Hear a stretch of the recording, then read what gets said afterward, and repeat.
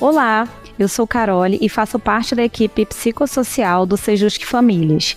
Esse é o nosso podcast falando de famílias.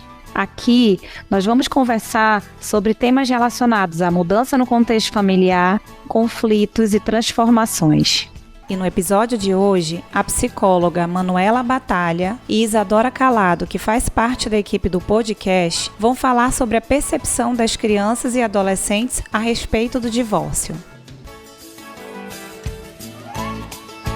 Você pode acompanhar o nosso trabalho por meio da nossa página no Instagram, @falando de famílias, onde postamos conteúdos relacionados às dinâmicas e transformações familiares. Aproveite também para nos seguir no Spotify, Deezer ou qualquer plataforma que você esteja nos ouvindo agora. E se você gostou, não esqueça de nos avaliar e compartilhar nas redes sociais. E é isso, vamos ao episódio de hoje.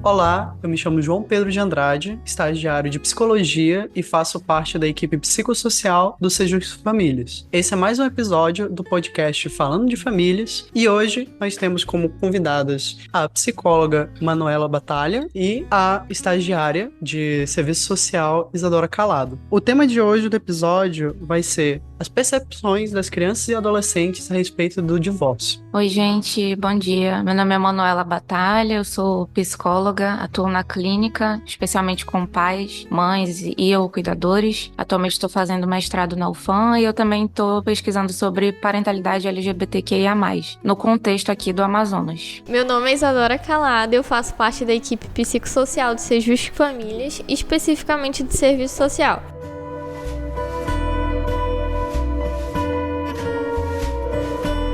Então, para nós começarmos a discussão de hoje, a primeira pergunta que nós temos é: com base na sua atuação, como costumam ser apresentadas demandas iniciais das famílias? Bem, de início, como eu não trabalho diretamente com crianças e adolescentes, mas eu trabalho com os pais dessas crianças e desses adolescentes, jovens adultos, quando a gente fala de divórcio, a primeira coisa que surge é a dúvida, né? A dúvida dos pais em tomar essa decisão. Então, geralmente são pais, mães que já estão pensando em tomar a decisão de tomar o divórcio, mas se preocupam bastante sobre como isso vai afetar os filhos. Então, geralmente, é um assunto que causa muitas dúvidas, muitas preocupações. Geralmente, são pais que já estão com algum tipo de conflito em casa, estão buscando a terapia para tentar remediar isso, para tentar proporcionar um ambiente de qualidade, um ambiente saudável para os filhos, mas para si mesmo, né? Então, quando a gente fala do divórcio, a gente entende da importância da saúde mental não só dos pais que estão ali tratando desse conflito diretamente, mas também dos filhos. Então, na clínica, eu geralmente tenho um contato inicialmente dessa forma. Em relação a isso que você trouxe agora, Manuela, eu queria saber, já que você lida mais com os pais, né? Em relação a esses contatos que você já teve na clínica, tem alguma questão que parece surgir mais em relação à dificuldade inicial, alguma coisa que pode ser até mesmo uma dúvida dos pais? Porque, trazendo um pouco assim pro contato que a gente tem aqui como equipe, como setor, muitas vezes tem toda aquela questão de, por exemplo, lidar com as emoções que estão ali em relação às transformações que estão acontecendo e às vezes a sensação de estar perdido, confusa. Eu queria saber um pouco a respeito disso, da sua parte.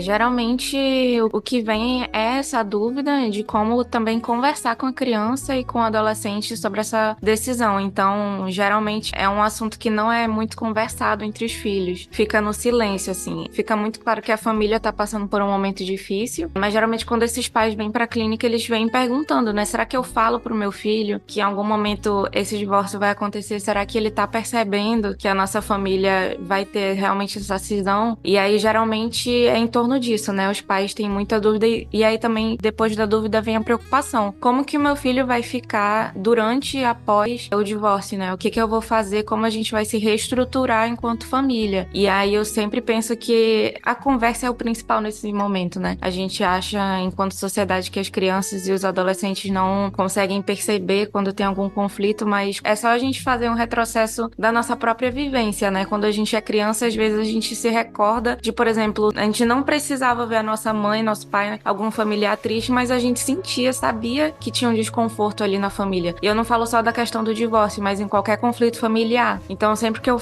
tô em contato com essas mães, né, principalmente mães que vêm até mim na clínica, eu falo pra elas o quanto é importante desde o começo conversar com essa criança, preparar ela pra esse momento, que, claro, é um momento muito desafiador, não só pra essa criança, mas pra mãe também. Mas quando a gente vai falar de estudos, por exemplo, a gente vê o quanto vai fazer toda a diferença em como vai impactar essa criança a conversa. Então, desde o começo, já avisar essa criança, já preparar ali o terreno mais ou menos e falar, né, olha, você já deve ter percebido que a nossa família tá passando por um momento difícil, né, por uma crise. E aí, dependendo da idade, a gente vai adaptando essa conversa. Com a criança, a gente pode falar de uma forma mais lúdica, porque a gente entende que eles não vão conseguir ter um papo adulto, né? Mas com os adolescentes, eles já conseguem entender de uma forma diferente. Então, a conversa também já pode ser mais amadurecida nesse sentido, né? Mas, geralmente, as preocupações e as dúvidas são em relação a isso. São em como a família também vai se reestruturar. Porque, querendo ou não, é um luto, né? Que a mãe vai passar, o pai, a família no geral, enfim. E a criança e o adolescente também vão passar por esse luto, né? E como passar por esse luto da forma mais saudável possível. Obrigado. Dando prosseguimento, é muito interessante isso que você trouxe, justamente por trazer, assim, uma perspectiva mais quem tá na prática, né? Quem tá ali diretamente tendo contato com esse tipo de situação. Aquilo que muitas vezes a gente, tanto na graduação, quanto, por exemplo, em atendimentos de casos onde a gente não acompanha há tanto tempo, né? Ou por tanto tempo, quanto é no caso da clínica, essas questões das teorias e saber mais ou menos como que é, assim, na realidade, né? Dando continuidade, eu queria perguntar quais podem ser os impactos das dificuldades de comunicação entre esses pais com os filhos. A gente fala sobre a importância da comunicação justamente por isso, porque geralmente quando a gente vê o que acontece, né, como que isso impacta a criança e o adolescente, de primeira, quando a criança não tá sabendo o que tá acontecendo entre a família e fica aquele silêncio, aquela situação em que a criança começa a se culpar. Acho que é a primeira coisa que acontece, né? A criança começa a ver aquela situação e ela começa a colocar muito pra ela, então ela começa a pensar onde eu errei, qual é a minha participação nisso, será que eu tenho culpa por tudo que tá acontecendo, será que eu tenho culpa pela minha mãe tá triste, por ver o meu pai assim. Por isso que a conversa é importante, é justamente pra não dar abertura pra esse tipo de pensamento. E aí também, é claro, né, a gente vê muitos estudos falando sobre o impacto negativo do divórcio, mas eu gosto muito de não pensar em algo que vai desestabilizar a criança, mas como uma junção de fatores. Então, quando a família não colabora,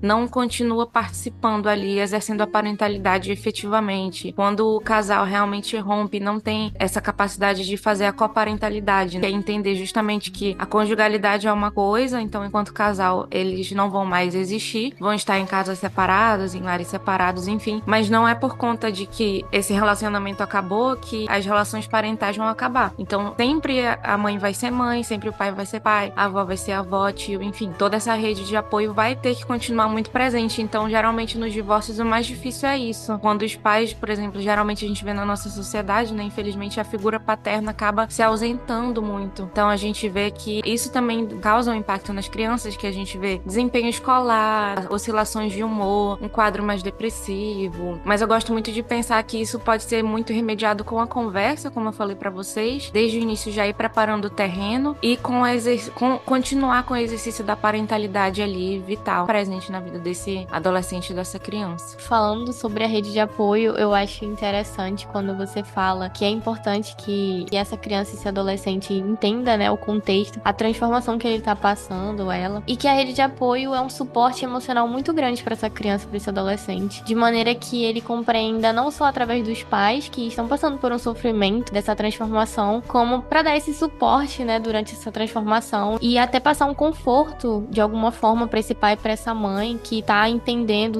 o próprio sofrimento, ter essa responsabilidade de passar divórcio pros filhos. E a rede de apoio, ela serve muito pra organizar essa rotina, né, dos filhos, dependendo da faixa etária, assim, acho que é um suporte muito, muito importante. Tem um retorno positivo no futuro, né? Essa criança, esse adolescente se sente mais seguro e é um conjunto, assim, muito rico.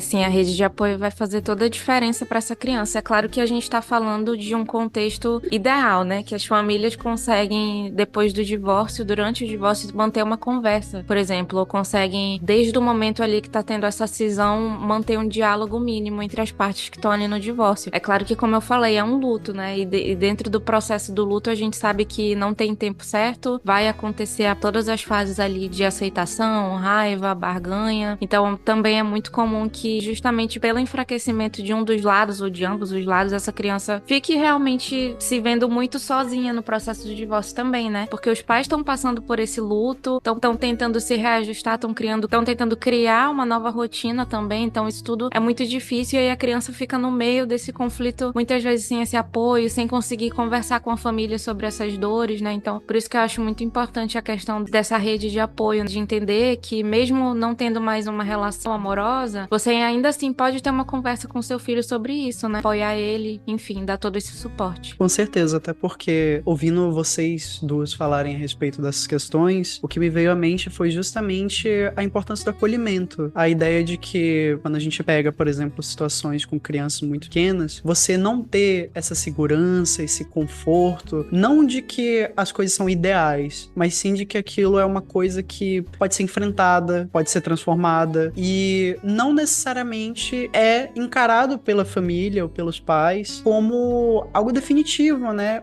Algo necessariamente prejudicial, eu diria. É essa ideia que acaba sendo, assim, distorcida quando tem aquela questão que acaba surgindo muito aqui pra gente, é muito presente no senso comum, que é a ideia de não comunicar. Porque às vezes você pensa que é uma conversa difícil demais pra acontecer, que é algo que deveria ficar, vamos dizer assim, distante da realidade daquela criança, daquele adolescente. Muitas vezes por até mesmo uma questão de pode ser uma superproteção, pode ser uma preocupação, mas às vezes é até uma ideia de você acreditar que aquela pessoa não tem um preparo suficiente. Algo que eu gosto de pensar, assim, pessoalmente, é a ideia de que ninguém tá preparado pro divórcio. Então, acaba sendo muito complicado pros pais admitir isso também, de que existe essa decisão de dizer, eu posso passar por dificuldades, mas eu vou isentar o meu filho, por exemplo. Foi bem interessante poder ouvir a respeito disso.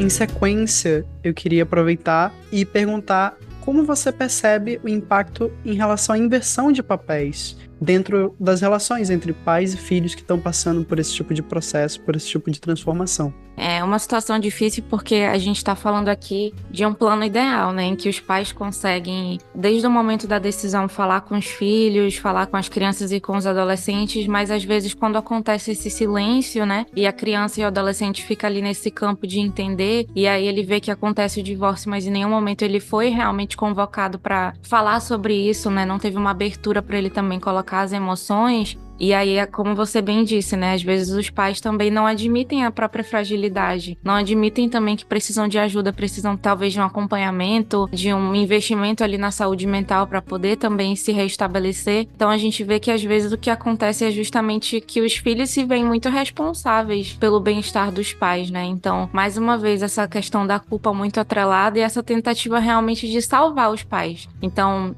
talvez as crianças pensem assim, poxa, talvez eu tenha que me esforçar, não vou falar pro meu pai que eu não tô indo bem na escola, por exemplo, porque vai ser um problema mais pra eles, não vou conversar com eles que eu tô muito triste com isso, não vou falar pra eles que, sei lá, eu não consigo mais nem conversar com os meus amigos, né? Muitas vezes essas crianças acabam se isolando, isso é muito comum, tanto porque não conseguem conversar, quanto porque não foi tratado com uma certa naturalidade, né? Da forma mais natural possível, digamos assim, que tá tudo bem falar sobre isso, porque é um momento muito difícil. Então, mais uma vez, a gente vê o quanto a conversa dá espaço para essa criança estar confortável, estar acolhida para também falar sobre tudo isso. E na questão da adolescência, a gente sabe que tem toda uma particularidade, né? Que vem a puberdade, vem a oscilação de humor muito forte. Então, esses adolescentes já estão passando por questões pessoais próprias da fase, estão tentando se descobrir, estão no momento ali de vestibular, que é um momento super estressante. E aí, isso tudo vai se acumulando e vai fazendo também com que esse adolescente pense, né? Poxa, poxa, será que realmente não foi culpa minha esse divórcio? O que eu posso fazer para essa relação também continuar permanente, né? Porque às vezes as crianças e os adolescentes, talvez a solução para eles seja isso, né? Tentar sempre fazer com que os pais permaneçam juntos. Justamente porque não teve mais uma vez a conversa, né? Os pais não falaram, olha, nossa relação não tá mais indo bem, isso acontece, tá tudo bem, as coisas não duram para sempre. Eu acho que a gente, enquanto sociedade, subestima muito o poder das crianças e dos adolescentes, achando que eles não são capazes de entender. Mas eu acho que é importante pensar que eles entendem, não da forma como a gente, porque nós temos todo o nosso aparato, toda a nossa construção mental já tá muito mais amadurecida, mas é muito possível a gente utilizar de várias coisas, por exemplo, com as crianças, né? A gente vê aí desenhos infantis, livros infantis que falam sobre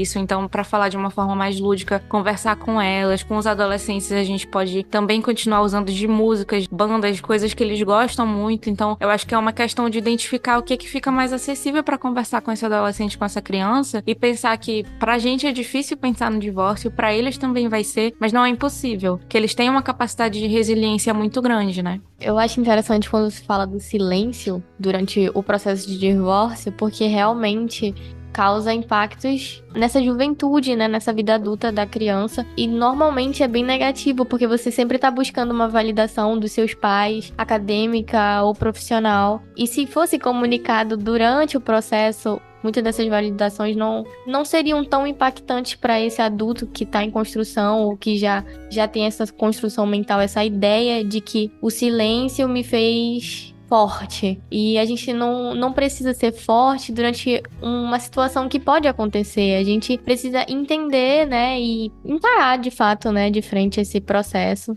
Também tem outra situação que eu acho interessante, que é a do conflito. Quando a criança ou adolescente está nesse conflito no processo de divórcio, normalmente a criança vai trazendo essa culpa, né, para si, e ela segue com essa culpa até a vida adulta, e aquele conflito talvez se torne até o cenário ideal de relacionamento. Então, o relacionamento dos pais vira uma ideia de relacionamento, né, na vida adulta. Pois é, aproveitando esse gancho, algo que eu pensei é a ideia de o poder de escolha, que é uma disparidade em relação àquilo que a gente já mencionou, que é a responsabilidade dos adultos, dos pais, que estão ali naquele processo, e muitas vezes como eles delegam essa responsabilidade para essas crianças, para esses adolescentes, que é algo que é muito recorrente da gente lidar aqui, é a ideia de que quando acontece, por exemplo, um distanciamento, quando acontece um abandono afetivo, se a gente fosse usar esse termo, muitas das vezes os pais, eles acabam encarando que deve ser um trabalho iniciado pelos filhos de conseguir reconstituir esse laço. Tem que partir daquela criança, daquele adolescente que já foi afastado uma vez, que já foi abandonado alguma vez, que já foi silenciado alguma vez, de ir em direção até aquela pessoa que não teve, vamos dizer assim, essa responsabilidade emocional, e de fazer todo esse trabalho de assumir para si uma postura que está sendo invertida nela. E para além disso, também a ideia, algo que a gente trabalha aqui, em relação ao alinhamento. A maneira como é bem recorrente, especialmente no âmbito jurídico, a questão da alienação parental como um argumento processual, e a maneira como a gente busca trabalhar essa ideia, que é de que sempre vai existir, ou para não dizer sempre, pode vir a existir a questão do conflito de lealdade daquela criança, daquele adolescente que está sendo exposto em relação a toda aquela situação, e algo que recorrentemente a gente acaba tendo que trabalhar em orientações é a ideia de que, mesmo que, por exemplo, não exista um tratamento negativo com o filho, com a filha em questão, como é que aquela criança, aquele adolescente, ele vai desenvolver alguma abertura emocional, alguma confiança, se ele vê o pai recorrentemente brigando com a mãe, ou a mãe fazendo comentários sobre o pai, fica aquela situação assim de um instigando o outro sem entender como isso acaba respingando na criança, né, no adolescente em questão. Quando a gente fala sobre isso, a gente tá falando desses casos em que realmente, mais uma vez, a gente tá falando aqui, dando exemplos de casos ideais, mas aí a justiça vem justamente intervir quando essa conversa não consegue ser muito bem colocada. E aí acho que o que vocês veem é que, para além desse conflito conjugal, as crianças estão no meio disso e aí geralmente elas são colocadas em segundo plano, né? Mas acho que vocês acabam percebendo o quanto que às vezes essas crianças podem ser, não sei se a palavra certa seria usadas, mas colocadas como um instrumento, um objeto ali para conseguir alguma coisa no meio de todo esse processo, né? Então, conflitos, como você falou, essa questão de não ter abertura para conversar e aí entender também que às vezes essa criança pode fazer uma escolha, que é uma escolha de, por exemplo, às vezes de crianças que tiveram pais separados, que hoje eu atendo enquanto adultos também, que é uma outra questão que eu vejo na clínica, são de pessoas que falam que durante a infância viam os pais brigando e aí a mãe ou o pai falavam assim, não, mas eu ainda tô junto com ele, tô com essa pessoa por sua causa. Então, eu tô mantendo essa relação por sua causa. E a gente sabe que às vezes a relação ela se mantém por uma questão financeira, né? Quando a gente vai se aprofundar nos estudos, a gente vê que a questão financeira é um ponto muito crítico, porque pode deixar um dos lados ficar mais instável, traz muita insegurança, traz uma falta de conforto mesmo, né? Então, para tomar a decisão, você vê que são várias coisas que são pensadas. Não é algo que de um dia pro outro os pais simplesmente pensaram, não, a gente vai se separar e acabou. Então, envolve outros contextos, a gente não pode deixar essa questão econômica de fora, mas muitas vezes, quando eu tô na clínica, eu ouço essas crianças realmente sendo responsabilizadas e os pais não percebem isso, né? Então, às vezes, a criança mesmo tem esse desejo de que, meu Deus, eu só quero que essa relação se acabe. Às vezes, o divórcio vem até trazendo um alívio, porque a criança passou tanto tempo convivendo, vendo os pais ali nesse conflito, vendo as brigas, e isso realmente traz um impacto mesmo pra essa criança no futuro, porque ela vai ver como exemplo aquela relação. Então, uma relação em que as coisas eram resolvidas através da briga, não tinham diálogo, os conflitos eram resolvidos ali daquela forma mais energética. Então, o modelo que ela vai ter ali, que ela teve na família, foi esse, né? Claro, a gente não tá responsabilizando os pais e dizendo que, toda família que teve isso, a criança vai ser assim. Não é desse jeito. Não é determinista. Mas é claro que a longo prazo isso vai causando também na criança um certo prejuízo, né? Então a gente vê também que muitos pais acabam mantendo a relação e colocam na criança essa grande responsabilidade. Assim, você é o último elo entre a gente, você é o motivo de que eu ainda tô aqui nessa relação. Isso traz uma culpa tão grande, né, pras crianças. E elas pensam assim, caramba, eu sou a única coisa que vai fazer esse relacionamento salvar. O que eu posso fazer pra ser, então, perfeita? O que eu posso fazer pra nunca errar? E a gente vê também, como você falou, sobre como isso impacta também na vida adulta dessa criança, né? E é interessante pensar essa ideia do único elo que liga essas pessoas, porque é a ideia de o quanto que é importante você ter acesso à informação. E eu acho que a gente pode pensar em diferentes níveis de informação, que seria, por exemplo, pensar aqui mesmo, trazendo um pouco para a nossa realidade, o quanto que a psicologia e o serviço social podem fazer uma diferença. O serviço social justamente trazendo essa ideia de uma forma técnica e conseguir informar a respeito de direitos, recursos assim institucionais que podem ali estar conseguindo oferecer esse apoio, oferecendo seja outras informações, né, um acompanhamento, ou pela parte da psicologia, que eu acho que acaba sendo esse processo mais assim, quando a gente pensa de geração em geração, muitas vezes, que é a ideia de você conseguir ter informações a respeito do que aquilo significou para você. Então, me chamou muita atenção quando você mencionou trabalhar com adultos que cresceram dentro dessa situação assim familiar, do divórcio, da transformação. E justamente essa ideia do que a gente já veio conversando, de que nós temos certas percepções a respeito de sinais que podem lembrar alguma coisa da nossa história, e a gente muitas vezes não sabe o que fazer com aquilo. Então acho que esse tipo de informação, de você se descobrir em certos aspectos, faz muita diferença. E para além disso, eu diria que a informação mais generalizada para o público, que é justamente tratar mais da ideia dos mitos a respeito dessas questões assim, do divórcio como o grande mal, por exemplo, para a família. Eu acho que tem muito peso isso também.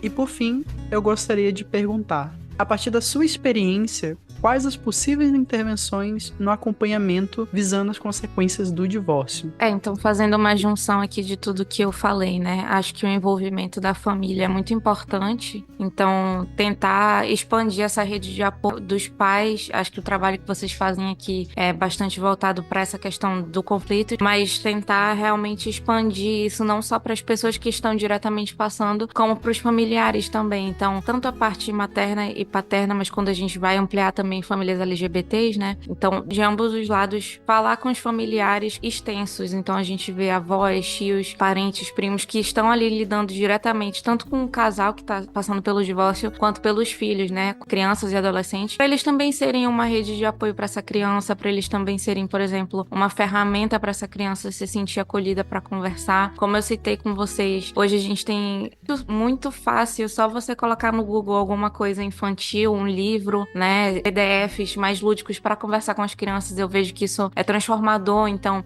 e até deixar aqui algumas recomendações para vocês, que eu fiz de uma pesquisa muito rápida, de alguns textos, livros infantis, né, para lidar com as crianças, e geralmente são livros que falam sobre essa transformação da casa. Tem até um pedacinho aqui de um livrinho que se chama Lá e Aqui, que ele fala assim: era uma vez uma casa, a minha casa. Ela tinha um lago cheio de peixes, sapos no jardim, muitas flores coloridas, um pai e uma mãe. Mas um dia a nossa casa virou duas. Então a gente vê que são recursos, livrinhos, livretos para as crianças que vão tratar isso de uma forma lúdica, bem mais leve, mas vão também expandir a visão dessa criança para que agora, assim, poxa, antes eu tinha só um lar, meus pais moravam juntos, mas agora eu vou ter outra possibilidade, eu vou ter outro contato, eu vou ter duas casas, eu vou ter duas vivências. Olha como isso é legal. Então também tentar trazer isso para uma outra perspectiva, para além de como o divórcio é difícil, mas como ele pode ser transformador, né? Como ele pode ressignificar a vida dessa criança. E aí uma criança que antes convivia em um lar super conflituoso, com pais que brigavam, né? Pode aprender e ver que esses pais também têm relações saudáveis mais pra frente, né? Então eu acho que o divórcio, ele se transforma, né? No início ele é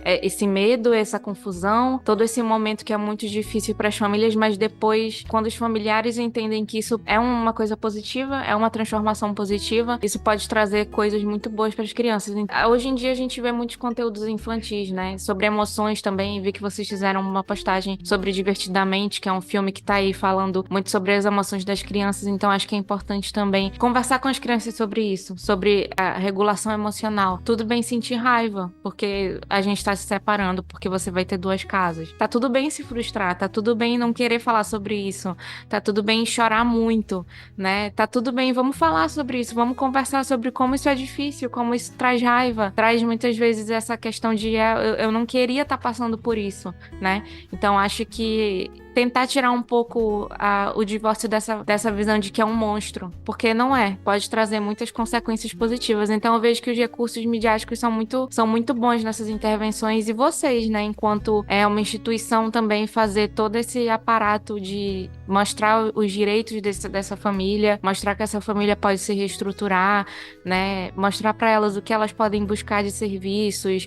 de acompanhamento psicológico, enfim, acho que isso tudo, a gente enquanto sociedade, se a gente se unisse e fizesse todo esse passo a passo, acho que o divórcio ele vai cada vez mais se transformando e se dissoluindo enquanto uma visão de que é um monstro, que é um bicho de 7 cabeças, né? Acho que outra possibilidade é desmistificar, né, a procura pela ajuda psicológica, tanto para os pais quanto para essas crianças e adolescentes. Buscar estar mais próximo dos filhos também no acompanhamento, acho que tem um retorno positivo para você encaminhar, ouvir do psicólogo como que você pode conversar com essa criança, até para os adultos também entender que o sofrimento deles é válido e que é um processo e que vai passar. No Instagram do Sejus que a gente tem algumas possibilidades, né, com valor social e gratuito, que esses pais podem estar procurando tanto para si quanto para os filhos, para entender o processo. Acho que é muito importante também a função de vocês aqui de desmistificar também a procura pelo serviço, né? Além de desmistificar, como tu falou, quando ocorre esse pensamento do pai pensar assim, poxa, talvez seja interessante eu procurar ajuda para ajudar, tanto no meu processo quanto no meu filho, colocar o meu filho também no acompanhamento, de procurar, caso seja uma questão de vulnerabilidade social, procurar realmente serviços que a gente vê que tem nas clínicas e escolas, na própria UFAM, né, que eu tô vinculada à UFAM, a gente tem a clínica e escola, inclusive tá abrindo o link para inscrição, depois eu posso disponibilizar para vocês, né, e procurar psicólogos de referência também que fazem esse atendimento, né, geralmente os meus atendimentos também estão voltados a isso, a entender o contexto familiar de que estão em vulnerabilidade social e também não é por conta disso que vão estar privados de ter uma atenção à saúde mental, né. Então, mais uma vez, eu queria agradecer, Manuela, por essa oportunidade da gente conseguir ter essa conversa. E como uma forma de fazer assim um fechamento também, queria pontuar justamente essa ideia de que é através desse tipo de oportunidade da gente ter esse momento, esse espaço de conseguir ter essa troca assim orgânica a respeito desse tipo, tanto da prática, como partindo de você que é uma profissional, como também de nós que muitas das vezes nós estamos ali, vamos dizer, fazendo parte de algo maior enquanto instituição, enquanto setor, e nós temos essa transição, né, enquanto estagiários, a nossa realidade de ter tanto contato assim mais acadêmico, a gente começar a colocar o pé um pouco mais na prática. Então, acredito que foi muito produtivo poder ter esse espaço, poder ter essa conversa. Gostaria de encerrar novamente agradecendo. Eu queria agradecer a oportunidade, Manuela, e também Isadora, por a gente poder estar aqui. E, mais uma vez, pontuar a respeito dessa questão de como esse tipo de discussão é só um pequeno bloco para a gente conseguir fazer um movimento maior em relação a toda essa questão não só de informação e também trazer um pouco dessa acessibilidade para o público, mas também de conseguir tanto falar mais abertamente sobre o tema, como também justamente trazer uma perspectiva assim que é menos nublada, eu diria. Então, se vocês quiserem deixar uma mensagem final, sinta-se à vontade. Acho que a mensagem final que eu gostaria de deixar para todo mundo que está acompanhando a gente até aqui é justamente isso, né? Vamos pensar que as crianças e os adolescentes, eles estão muito conscientes de tudo que está acontecendo e eles são seres humanos capazes de compreender, de resistir e passar por esse momento difícil junto com vocês, pais. Então, queria deixar essa mensagem de esperança também, de que esse processo difícil, tumultuoso, ele não vai durar para sempre, né? Ele não é permanente. Então, deixo essa mensagem aí de esperança para vocês, né? De que tudo vai melhorar. A minha mensagem é sobre a comunicação. Eu acho importante a gente dar ouvido aos nossos sentimentos e das crianças que estão envolvidas nesse processo e não deixar de procurar ajuda quando isso for algo que causa muito sofrimento e que vai passar. O processo pode ser árduo e também pode ser aliviante, então é isso. E eu queria pedir para que você também deixasse aqui algumas das suas informações em relação ao seu trabalho, às suas redes sociais, para a gente conseguir entrar em contato também. Vou aproveitar para divulgar o trabalho que eu faço parte, que é um projeto de extensão lá da UFAM, se chama Cunharumim no Colo, Cunharumim com K no começo, os meninos vão colocar o link aí, o @ para vocês. É um projeto de extensão que a gente fala sobre parentalidade. E nesse semestre a gente está focando em parentalidade negra, então a gente está falando sobre como que é para esse pai, para essa mãe negra exercer a parentalidade, quais são as dificuldades, quais são os obstáculos, a gente está falando sobre racismo estrutural, então logo em breve a gente vai lançar uma cartilha sobre isso, vai ser gratuita também, então a gente já deixa aí avisado pro público. E o meu Instagram é psi.manuelabatalha, para quem quiser me acompanhar, eu tô aí à disposição, quem quiser tirar dúvidas, quem quiser, enfim, conversar sobre o assunto, eu tô à disposição de vocês. Então, nós chegamos ao fim de mais um episódio do podcast Falando de Famílias. Eu gostaria de agradecer a todo o público que acompanha o nosso trabalho e também deixar o recado para que vocês não deixem de também estar verificando as nossas redes sociais e estar acompanhando o nosso trabalho em relação a todas as atualizações que a gente pode trazer. Obrigado.